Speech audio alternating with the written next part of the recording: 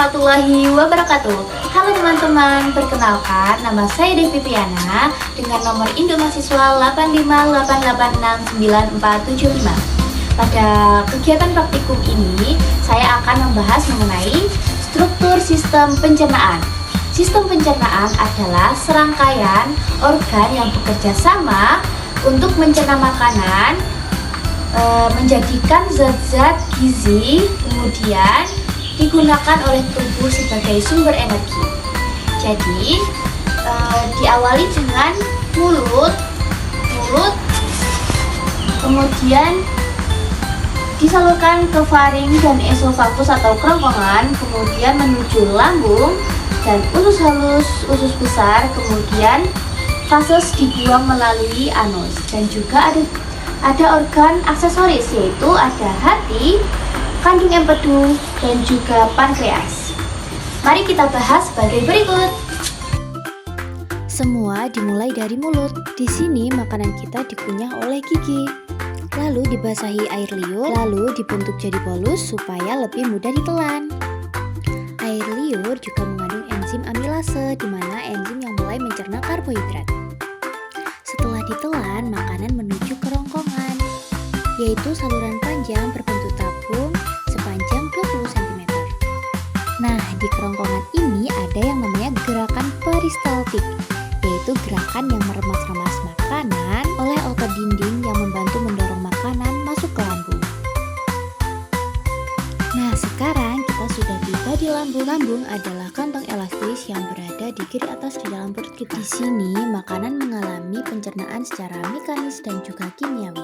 Pencernaan mekanis dilakukan oleh dinding lambung dengan meremas dan mengaduk makanan. Sedangkan pencernaan kimiawi dibantu oleh getah lambung yang mengandung enzim pepsin, di mana memecah protein menjadi peptol. Enzim renin mengendapkan protein susu menjadi kasein. Dan yang terakhir, asam klorida untuk mengasamkan makanan dan membunuh kuman.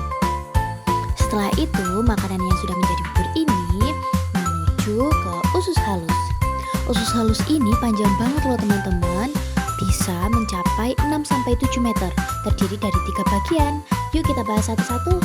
Yang pertama ada usus 12 jari atau duodenum yang panjangnya sekitar 25 cm.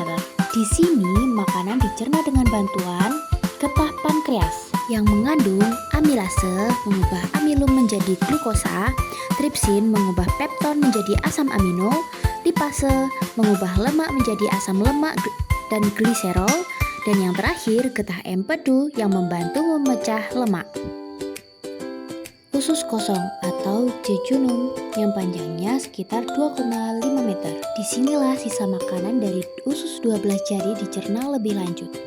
Dan yang terakhir usus penyerapan atau ileum yang panjangnya sekitar 3 meter. Disinilah yang penting banget teman-teman, dimana sari makanan diserap oleh pembuluh darah lalu diedarkan ke seluruh tubuh. Setelah semua zat gizi diserap, sisa makanan menuju ke usus besar. Tugas usus besar menyerap air, vitamin, dan mineral dari sisa makanan. Di usus besar terdapat bakteri baik, yaitu bakteri E. coli yang membantu membusukkan sisa makanan dan membentuk feses. Feses yang sudah terbentuk disimpan dulu di rektum. Kalau sudah penuh, tubuh kita mengasih sinyal ke otak yang dimana kita merasa kayaknya kita harus ke toilet ya.